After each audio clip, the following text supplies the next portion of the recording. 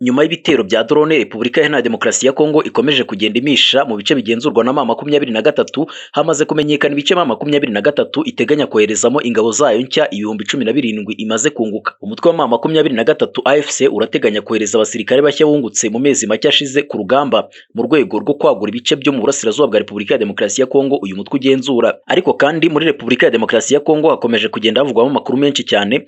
Muri teritwari ya Walikale abaturage bane bashimuswe na Wazalendo bashinjwa gukorana cyane bya hafi na M23. Mu yandi makuru, Amerika yaburiye abaturage bayo bari muri Tanzania nyuma y'imyigaragambyo ikomeye cyane nk'uko twabigarutseho mu makuru yacu ashize. Koloneli Migambi yagaragaje impamvu abanyarwanda bakwiriye gukorera ku bumwe ndetse n'ubudaheranwa. Aya makuru niyo tugiye kuza kugarukaho muri aya makuru yacu ku buryo burambuye. Nitwa Tuyiringire Ahmed, yitwa Gira Ubuzima TV Special. Kora subscribe tujye dukomeza kubana amakuru n'ibiganiro byinshi tugenda tubategurira.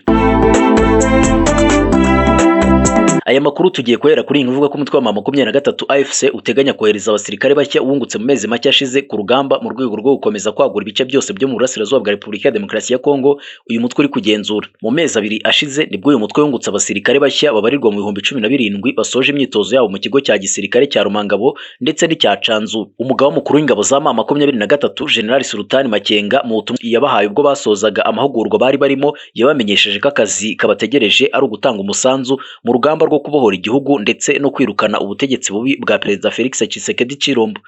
Mu gihe iduha muri Katari hakomeje kubera ibiganiro bihuza leta ya Repubulika Iharanira Demokarasi ya Kongo ndetse na AFC M23, ingabo za leta zikomeje kurasa ibirindiro by'uriya mutwe zikoresheje za drone z'intambara zo mu bwoko bwa CH4 ndetse n'indege zo mu bwoko bwa Sukhoi 25.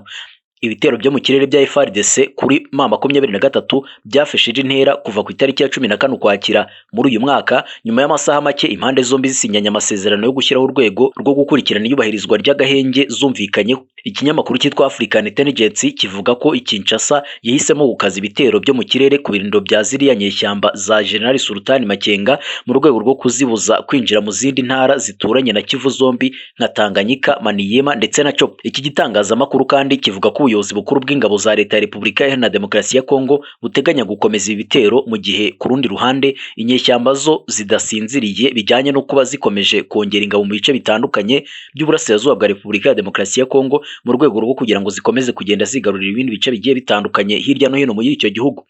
Amakuru avuga ko kuri gahunda M23 ifite harimo kwigarurira byihuse imijyi ya Pinga ndetse na Walikale ndetse n'umujyi wa Uvira wa kabiri munini mu ntara ya Kivu y'Amajyepfo. Ikinyamakuru cyitwa African Intelligence kandi kivuga ko hejuru ya gahunda yo gufata Walikale ndetse na Pinga, AFC M23 iteganya kohereza abasirikare bayo bashya ku nkombe z'ikiyaga cya Tanganyika kugeza mu majyepfo ya Uvira. Amakuru avuga ko M23 iri gutekereza gukoresha aya mayeri ya gisirikare mu rwego rwo gusunika Kinshasa ku kwica agahenge bagiranye, hanyuma bitume intumwa zayo ziridoha zibona impaka zijyana ku meza y'ibiganiro. Ni M23 kuri ubu ihagarariwe mu biganiro n'abarimo René Abandi, Benjamin Bonima ndetse na Colonel Dieudonné Padiri wahoze ari umuyobozi wa brigade ya gatatu y'ingabo za Repubulika Iharanira Demokarasi ya Kongo ishinzwe kurwanisha imbunda ziremereye cyane muri iki gihe, akaba ari umujyanama wa Colonel Nanga. Nibura abaturage bane batuye Bukumbirwa muri groupema ya Ikobo muri teritwari ya Walikale muri Kivu y'Amajyaruguru bose b'abahinzi bashimuswe n'inyeshyamba za Wazalendo zo mu mutwe wa Coalition de Mouvement pour le Changement CMC bazira kuba ngo bari gukorana n'inyeshyamba za M23. Amakuru agera kuri Actualidad Akadomo CD ava Ibukumbirwa avuga ko abahohotewe bashimuswe bakuwe mu mirima yabo ubwo bakoraga imirimo y'ubuhinzi baregwaga gukorana cyane n'inyeshyamba za AFC M23.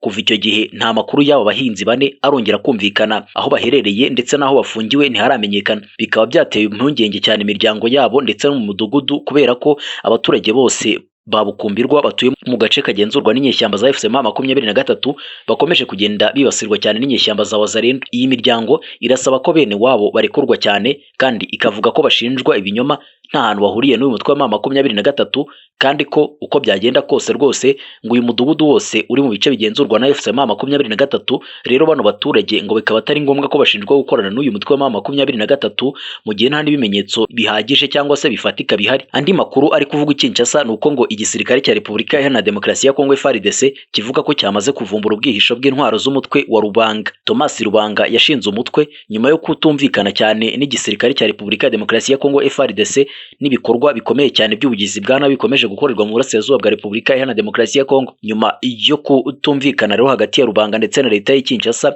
Thomas Rubanga yahise ahitamo gushinga umutwe we, ubundi akaba akorera ku ntego zimeze kimwe n'izatwirwaneho ikorera mu majyepfo ya Kivu mu burasirazuba bwa Repubulika ya Demokarasi ya Kongo. Thomas Rubanga avuga ko leta y'i Kinshasa ikomeje gushyira ku gitutu abaturage bayo ndetse ikaba inakomeje kuba indangare cyane ku bigendanye n'intambara ikomeje gufata indi ntera mu burasirazuba bw'igihugu. Leta ya Repubulika Iharanira Demokarasi ya Kongo ivuga ko yamaze kubona ubwihisho bw'intwaro z'uyu mutwe wa Thomas Rubanga, ngo ikaba ishobora kujya ibona aho ihera isenya uyu mutwe byimazeyo.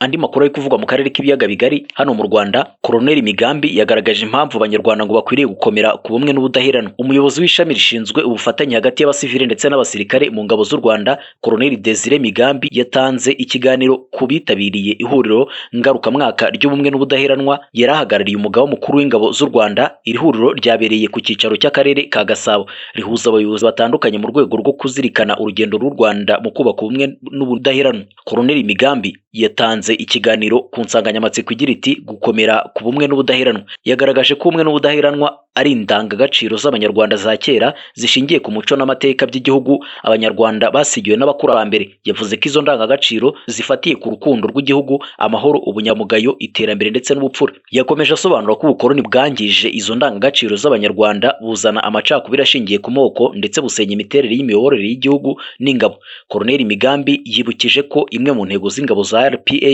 zatangije urugamba rwo kubohora igihugu mu 1990 ko ari ukugarura ubumwe bw'abanyarwanda. Anavuga ko indangagaciro za RPA zikubiyemo gukunda igihugu, imyitwarire myiza, ubufatanye, kudacika intege byakomeje kuba umusingi w'indangagaciro n'imyitwarire y'ingabo z'u Rwanda.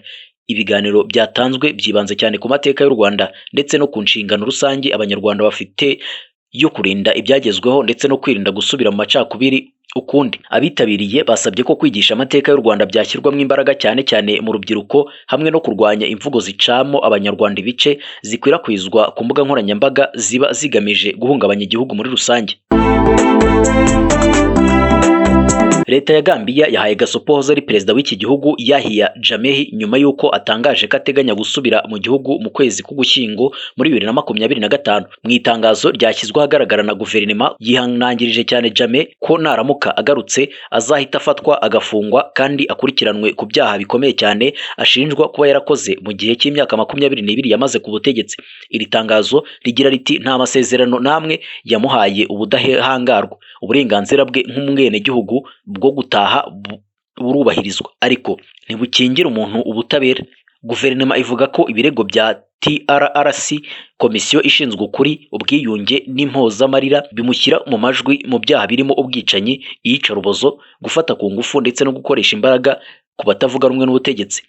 Iri tangazo ryakurikije ijambo ry'amajwi ryasakajwe n'abamushyigikiye, aho Jammeh yatangaje ko azagaruka mu gihugu mu Gushyingo kandi ko azongera kuyobora ishyaka rye rya APRS. Yavuze kandi ko ngo amasezerano yagiranye n'imiryango mpuzamahanga irimo ubumwe bwa Afurika, ECOWAS, Loni n'ubumwe bw'Uburayi ashingiraho kuvuga ko nta kizamutangira gutaha uko byagenda kose agomba gutaha kandi akanayobora ishyaka rye.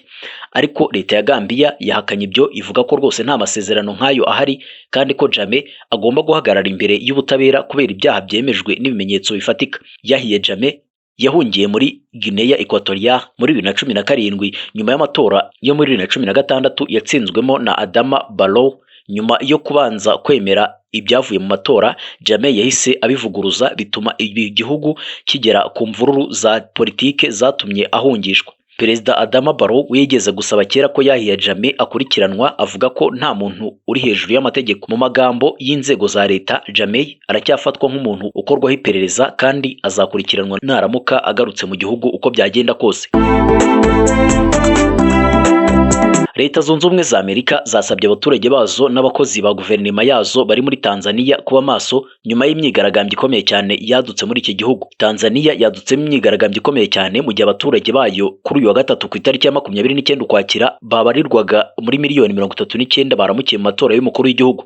Ni amatora Perezida Samia Suluhu Hassan w'iki gihugu ahatanyemo n'abakandida 17 gusa ubutegetsi bw'igihugu cye bushinjwa kuba ngo bwarakoze ibishoboka byose bukayahizamo abanyapolitike batavuga rumwe n'ishyaka Chama cha Mapinduzi CCM, ku buryo usibye kuba ngo hari ababwiwe ko ngo batujuje ibisabwa bibemerera kwiyamamaza, hari nabo byarangiye bafunzwe. Imyigaragambyo y'abatavuga rumwe n'ubutegetsi bamaganye ari amatora bavuga ko atari kuba mu mucyo. Imyigaragambyo yumvikanye mu mijyi minini ya Tanzania nka Dar es Salaam, Ubungo, Kimara, Dodoma, Mbeya, Tunduma ndetse na Arusha. Muri iyi mijyi polisi ya Tanzania yatatanyije abigaragambyaga ikoresheje ibyuka biryana mu maso, ndetse amakuru avuga ko hari abakomeretse.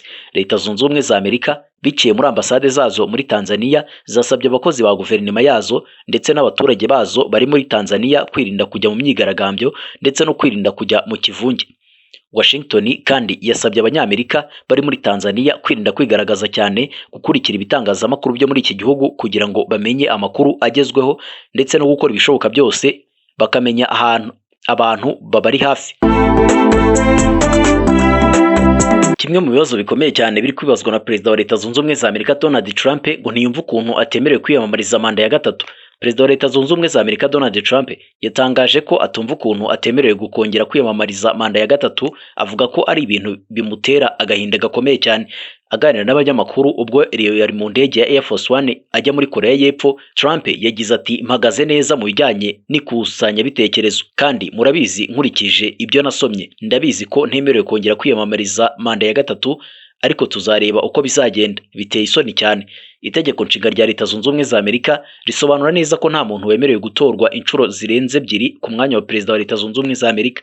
Trump wari muri presidence kuva muri 2017 kugeza muri 2021 yakunze kugaragaza amagambo y'abamushyigikiye bamushishikariza kwiyamamaziriza manda ya gatatu, nubwo we ubwe atigeze abyemera cyangwa se ngo abihakane mu buryo bweruye. Hari n'igihe yagiye yambara ingofero z'umutuku zanditseho Trump 2028 isobanura umwaka w'amatora ya perezida utaha muri Amerika. Mu bakurikiranira hafi ibikorwa bya Donald Trump hari n'abavuga ko bishoboka ko uyu mugabo w'imyaka 79 yakwiyamamaza nka vice perezida wa 2028, aho bivugwa ko vice perezida uriho ubu ngubu J.D. Vance ariwe wakwiyamamaza ku mwanya wa perezida. Gusa kuwa mbere ku itariki ya 27 Ukwakira 2025 Trump ubwe yamaganye ayo makuru avuga ko nta hantu ahuriye n'ukuri. Minisiteri y'ubuzima muri Palestine yatangaje ko abanyepalestine 104 biciwe mu bitero bya Israel muri Gaza mu ijoro ryo kuwa kabiri ku itariki ya 28 Ukwakira muri 2025. Igisirikare cya Israel cyatangaje ko cyagabye ibitero mu rwego rwo kwihimura ku bikorwa bya Hamas byo kurenga ku masezerano yo guhagarika imirwano yari yagezweho ku bufatanye na Leta Zunze Ubumwe za Amerika. Minisitiri w'ingabo za Israel yashinje Hamas kugaba ibitero muri Gaza byahitanye umusirikare wa Israel ndetse no kwica amabwiriza yo guhererekanya imibiri y'abari barafashwe bunyago. Perezida wa Leta Zunze Ubumwe za Amerika Donald Trump yavuze ko nta kintu gikwiriye kugirwa urwitwazo mu kwica amasezerano y'agahenge, ariko yongeraho ko Israel yagombaga gusubiza mu gihe abasirikare bayo bari bibasiriwe cyane. Ibitero bya Israel byagabwe ku nyubako, amashuri, inzu zitandukanye muri Gaza na Beira mu majyaruguru yayo. Minisiteri y'ubuzima yavuze ko abantu 104 baguye muri ibyo bitero, barimo abana 46, abagore 20, abarenga 250 barakomereka cyane. Igisirikare cya Israel cyatangaje ko cyasubukuye ingamba zo kubahiriza agahenge nyuma yo kugaba ibyo bitero, kivuga ko byari bigamije kugabwa ku bikorwa by'iterabwoba by'ibyihebe byari birimo abayobozi bakuru b'uyu mutwe wa Hamas bagera kuri 30. Cyavuze ko nubwo kizubahiriza agahenge ariko kizajya gisubiza mu gihe cyashotowe. Kuwa kabiri ku itariki ya 28 Ukwakira muri 2025 Minisitiri w'Intebe wa Israel Benjamin Netanyahu yatangaje ko yahaye igisirikare itegeko ryo kugaba ibitero muri Gaza, ariko ntiyatangaza impamvu. Reka nshimire mwese mwari muri kubana natwe muri aya makuru ndetse no muri izi ncamake z'amakuru agiye atandukanye hirya no hino ku isi. Nitwa Tuyiringire Ahmed, mukomeze kugira ibihe byiza.